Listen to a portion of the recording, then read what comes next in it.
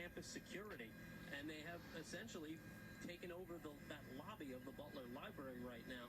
Unclear how many people were here when they pushed their way in, but what we do know is that there was a group of between 60 to 100 protesters that were pro-Palestine that have taken over the Butler Library, or at least a room inside the Butler Library, and this happened around 4 o'clock.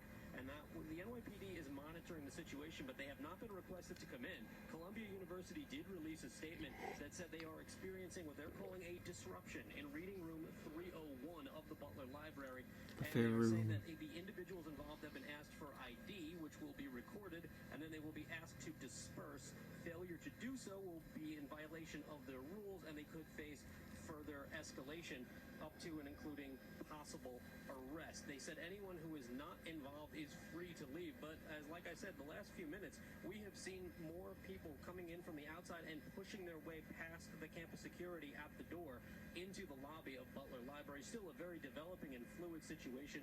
We will, of course, stay on top of it, but for now, live over Columbia University in Chopper 4, I'm John McLaughlin. Back to you in the studio. Yeah, John, we're watching that pushing and shoving there at the entrance to the library now, and that Columbia statement, interesting, watching to see how they respond. This is the first significant protest like this since they... So that's today at Columbia University, my alma mater, Butler Library. It's a beautiful building. These students are protesting the treatment of the Palestinians in Gaza, and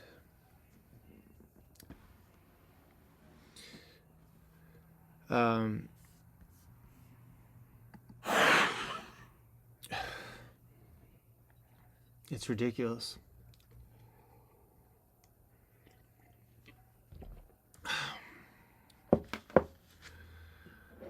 What happened on I think it was October 6th, when Palestinians overran the borders and kidnapped and mutilated and killed Israelis on the other side.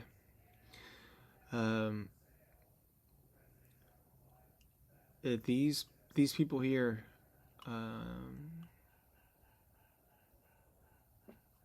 that are protesting at Columbia. I mean, they've been doing this kind of thing for a long time. They want. This is what we were kind of talking about the other night. The anger. They want to fight. There is a disquiet with the status quo. I think it speaks to a much larger issue that's going on. It wouldn't matter if it was the Palestinians or Black Lives Matter or anything. There's this urge that is, I mean, and we've seen it since the 60s. There's this urge to disrupt, and particularly at Columbia, there's this urge to keep fighting and disrupt and somehow show how evil the status quo is.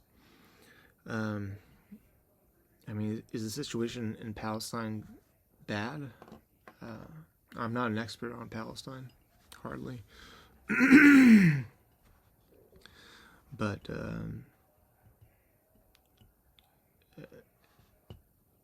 I mean, the people, nobody's happy in that situation there, you know. So,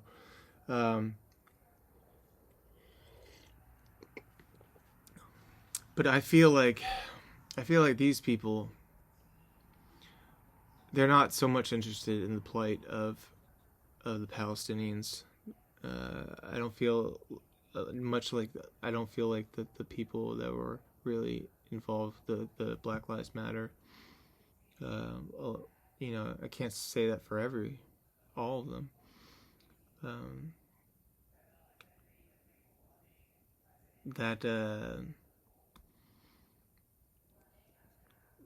They're not so much interested in the plight of these people. They are upset about the power imbalance. It's not like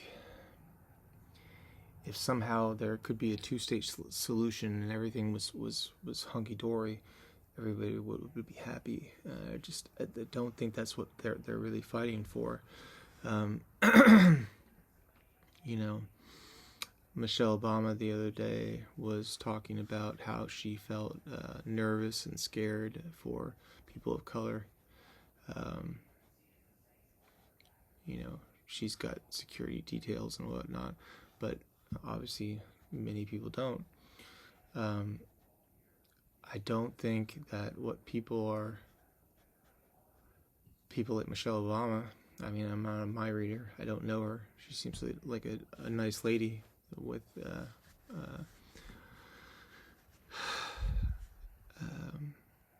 heartfelt convictions.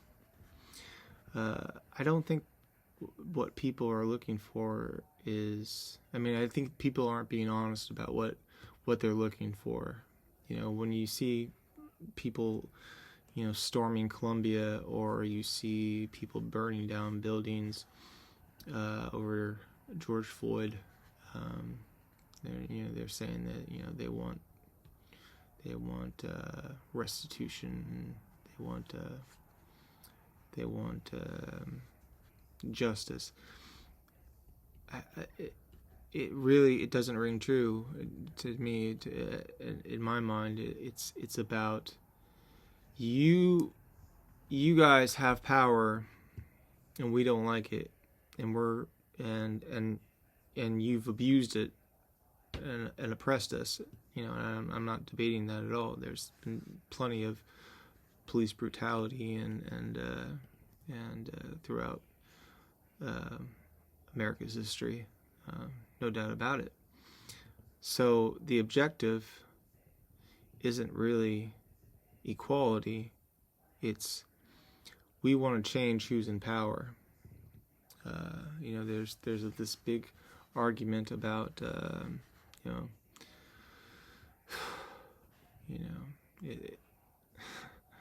people talk about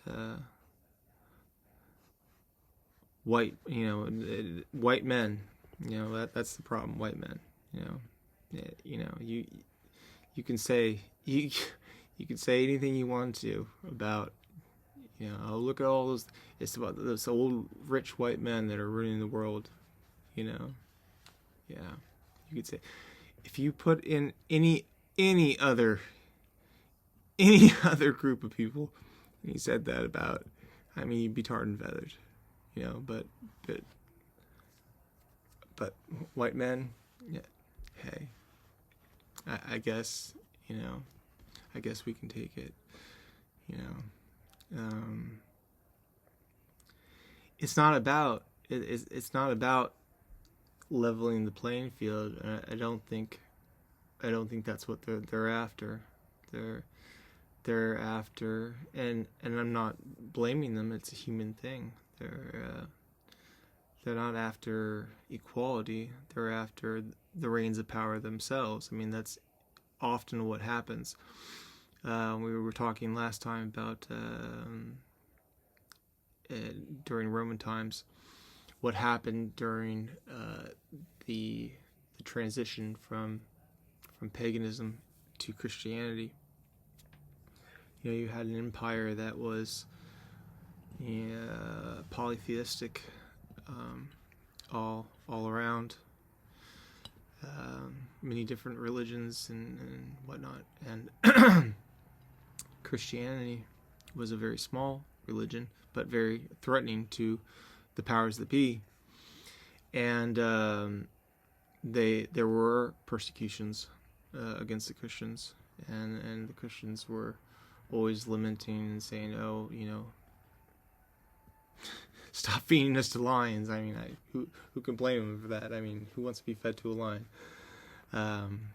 But yeah, the Romans treated the Christians very cruelly. I mean, we talked about Nero tying them up and lighting them on fire at night, and they're just grisly kind of executions for Christians, and I think it made their cause. It only strengthened them, really, because people said, "Hey, these people must really believe in their God, and they're willing to submit to this type of punishment." But anyway, yeah, the Christians were persecuted off and on for 300 years during the Roman Empire, and it came particularly to a head at the end of, I mentioned last time, a very chaotic period in the 3rd century, where the Roman emperor after Roman emperor, they're just getting knocked off one after another. One guy would say, "I'm the emperor," and then he'd get killed, and someone else would come along and he'd get killed. And it didn't stop until about 284. This guy Diocletian came along, and he was the one who set in process a lot of edicts that persecuted the Christians. He saw them as a threat to the stability of the empire, because the empire had a lot of problems, and so he was looking to fix everything where he could. And so, yeah, Christians were treated very poorly.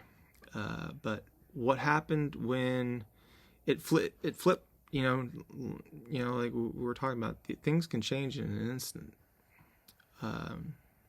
Following Diocletian, Constantine came to power, and not too long after that, he converted to Christianity and made Christianity legal in the empire.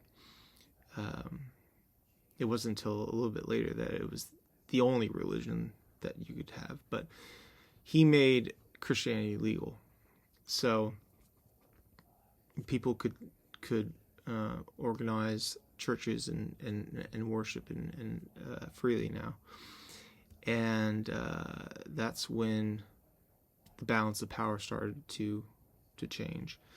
And all throughout the rest of the 4th century, there was a transition from paganism to Christianity. The people that held the reins of power, more and more of them were becoming Christians. All the emperors after Constantine, with the exception of Julian, the apostate, like I said, tried to change it.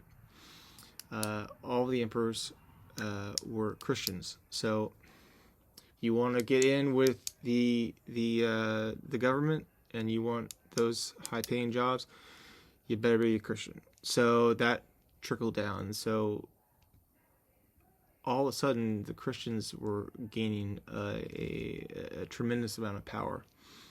And what did they do with it?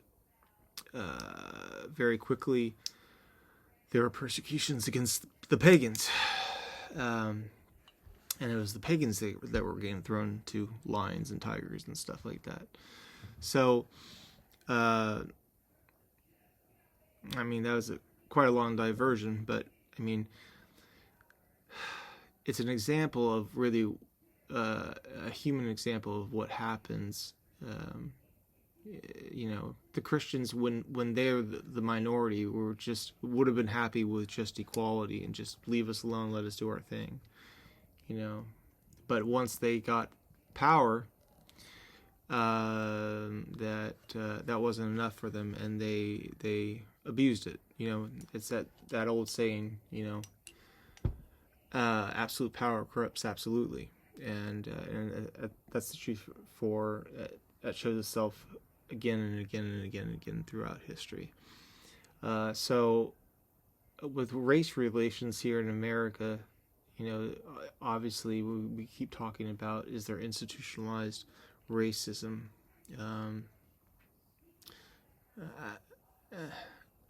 I don't believe so. I'm not an expert in that, but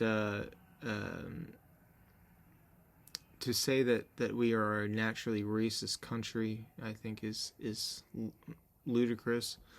And I think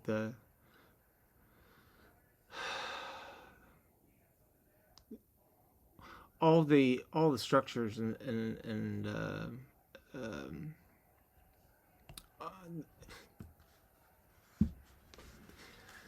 there are chances here in America that for every race and every creed that don't exist in other places. That's why people want to come here so badly. I mean, is it a perfect system? No. I mean, nothing's perfect. But to state that America is somehow inherently, racist is ridiculous. What I think people are really saying is that America is has a white culture, and that is really what they're upset about, and it scares people, I think, to say something like that.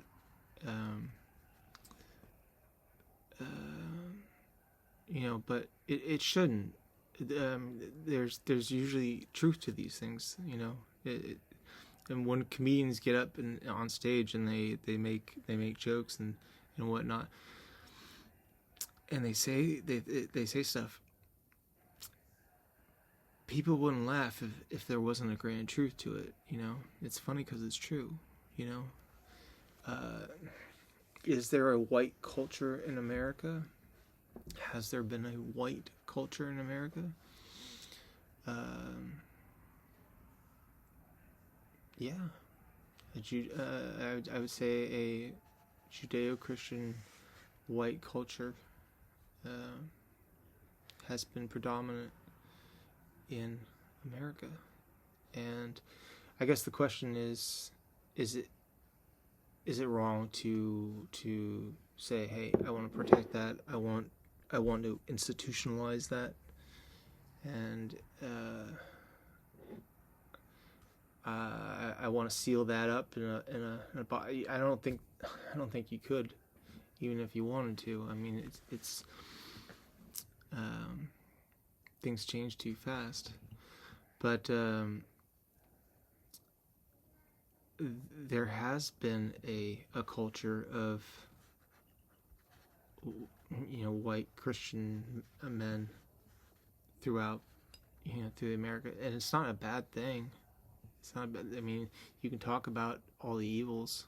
It's just like you can talk about a person. Henry, he was a great football player. You'd always go talk to him about anytime you had a problem. But, geez, he was cheap, and he beat his wife. But he adopted 6 kids and put them all through college. I mean, it's a mixture. Everything's a mixture. Nothing is black and white. Nothing's like that. So, the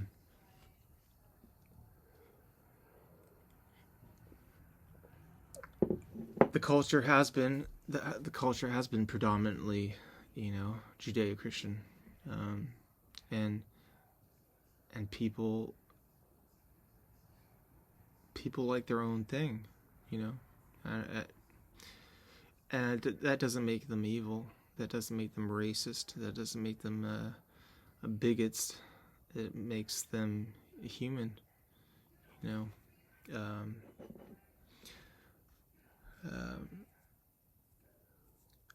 I think it's having the conversation, the uncomfortable conversation, in and of itself, which leads to so much miscommunication. It's saying, no one wants to slip up and say something offensive. Then your career, your life is ruined, and you're forever labeled some kind of neo-Nazi or something like that. but it's a conversation I think that people need to have. Going back to when we were talking about Michelle Obama, I feel like a lot of people dog her a lot as being like some kind of like angry black woman, and if I were a black woman, I'd want the same things that probably Michelle Obama wants. I would want me and mine to be the ones in charge of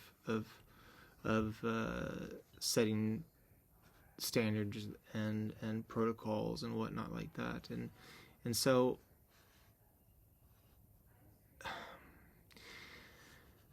I don't think that it's a.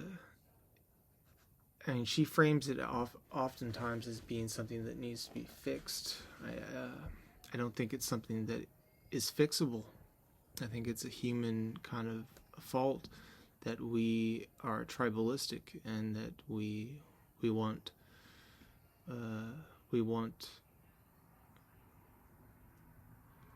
ours. We want what's nearest and dearest to us to be, but what's successful, what is normal. We don't want to have to change for somebody else, because that's really what the problem is when you have a clash of cultures.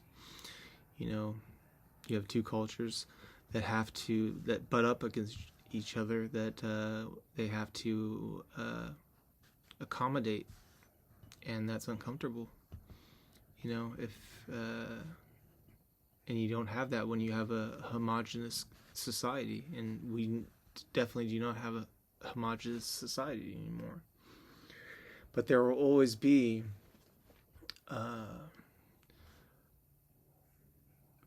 people that want to control and make it. I mean, it's just a human. I just think it's a human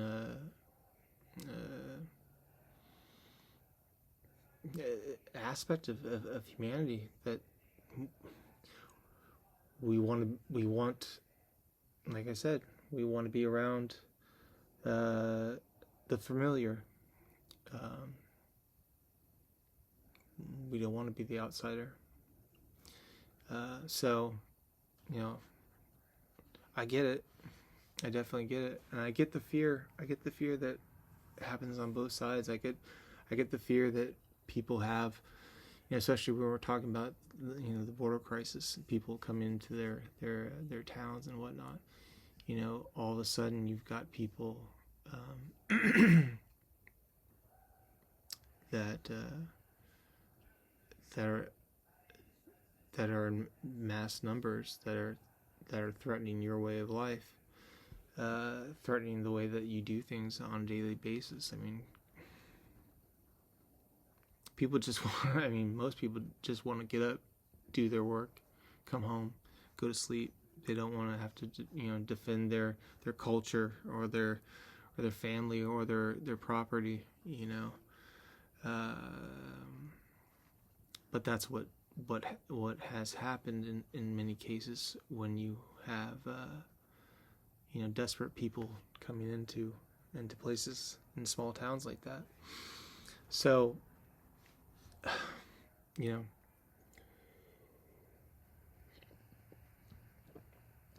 it's a problem, and to take it back to Roman history, in Roman times, again, same thing happened with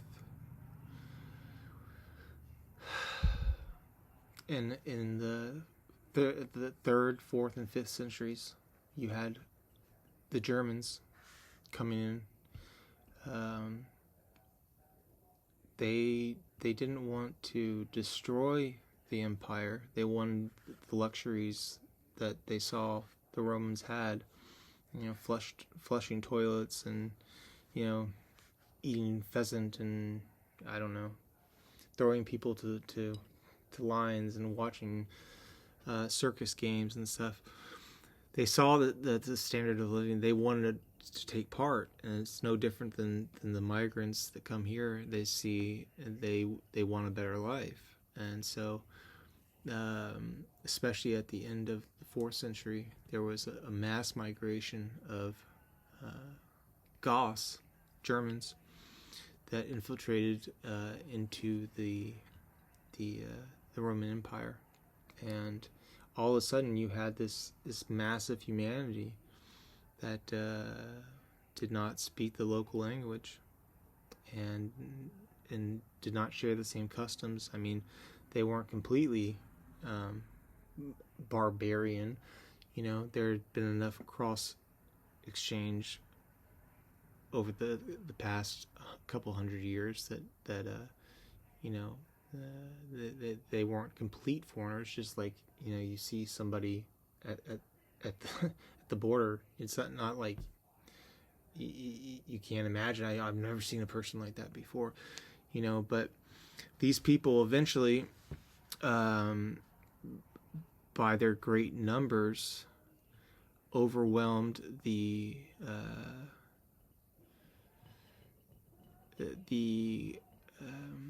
especially in the western half of the empire, the levers of power that controlled the empire, and Italy, places, France, parts of Germany, Spain, North Africa, Great Britain. These places broke down into little Germanic kingdoms, and the people, the Romans, the people who spoke Latin, were kind of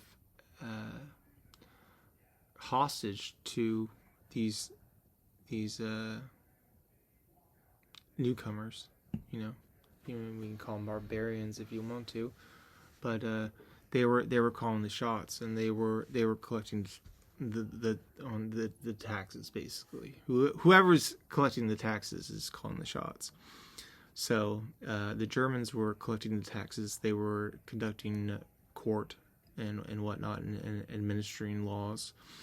So they divvied up land. They were very much in control, even though they were still a minority. They were a force. They were the ones that were now controlling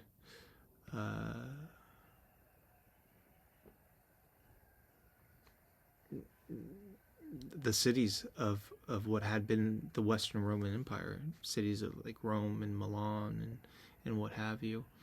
They were administered by local German warlords, and a lot of them did a pretty good job. You know, I mean, they wanted to keep things going, you know, but they didn't have a lot of sympathy. You know, things didn't go that smoothly. You know, life was not. It was not a happy transition from, you know, the all Roman Latin lifestyle to the life under German rule. That was not, and we don't have a lot of records, you know, but it was a bumpy transition. In some places, bumpier than others, especially in England. The transition there, we have very little, very brutal. There was probably a very ugly kind of transition there. It was more peaceful in Italy and North Africa, and in the eastern side of the empire, they didn't fall. They kept going. The Balkans and modern day Turkey, places like that, Constantinople, they did not fall prey to the Germans. Their civilization kept on evolving as it had, but it became something different. Meanwhile, back in Western Europe, there was this amalgamation going on between the new rulers of Europe, and that's what happened. And we call that era the Dark Ages. So it wasn't great. It wasn't sunshines and buttercups and whatnot. It was a tough time. Basically 1,000 years of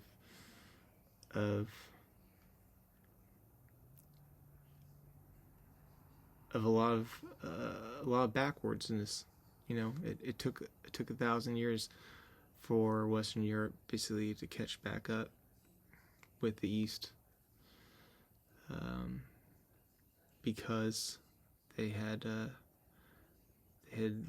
there's a number of reasons that would make a great show itself, talk about why did the Western Roman Empire fall, but that transition of foreigners taking over the Germans, taking over the Romans, and making their own kingdoms, was a less than peaceful transition, and it led to great times of trade and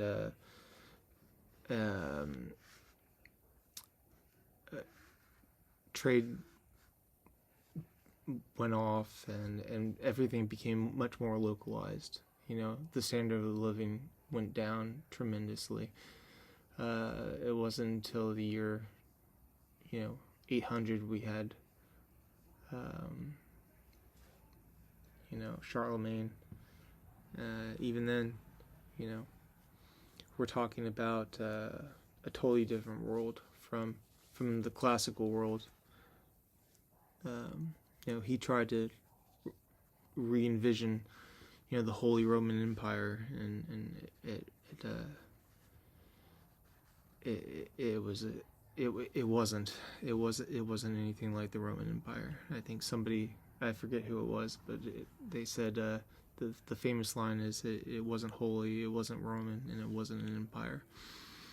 But Charlemagne did get Europe back on track to a certain extent, and it would still be a couple hundred years before we saw things like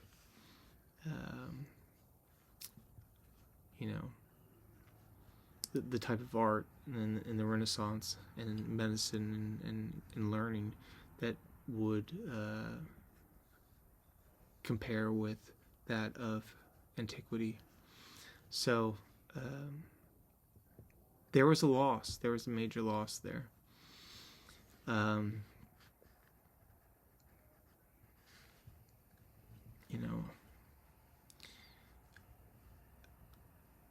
why? The Germans, just like we were talking about, the Germans wanted what was German. They wanted their country that they just taken over to reflect German values and German ideas and whatnot. And they were the ones in control. So they ultimately called the shots, to the detriment of the Romans and Latins, who were no longer in control, and they lost their, you could say that the Romans basically were, the white society, even though it's ironic, we're talking about the Germans coming in and changing everything, but it's not about skin color or anything like that. It really is about culture, obviously, at the end of the day.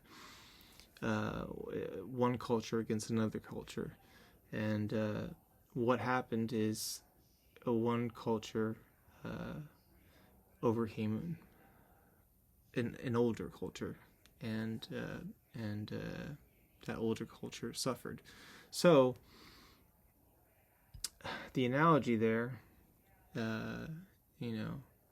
if white culture is the Romans, and the new onslaught or oncoming transition. I'm not sure there's a perfect parallel there even, but there does seem to be a movement to undo white culture,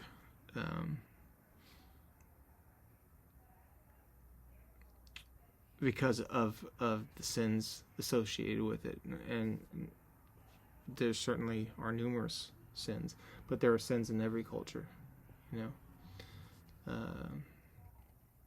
and so I think it's disingenuous to say that that's the reason why it needs to be dismantled, because it's so sinful. The argument really, what the argument is they want to dismantle it because they want power for themselves, and it's not about right or wrong or who's better at controlling. It's just what's gone on throughout the world for forever. It's a power struggle. Who wants it more? It's not a moral. It's so oftentimes couched in these moral terms, like taking down, capitalism, or taking down the oppressive white men. That somehow it's a moral victory. There's no moral victory there. There's no moral victory there. It's a power struggle. They'll have the same problems, the same issues everybody has, because we're all human,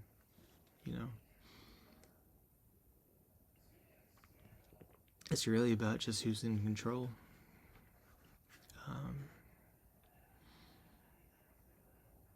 Unfortunately. And that's a story as old as man itself. So there's going to be continued conflict. These conflicts that we, how we started the show off with, the conflicts at Columbia. It's not about Palestine. It's not about Black Lives Matter. It's about upending the status quo and changing the power dynamic. That's my 2 cents. So that's all I got for tonight. Good night. Please subscribe. That's what this is all about. Please subscribe to the channel. I will see you soon. Good night.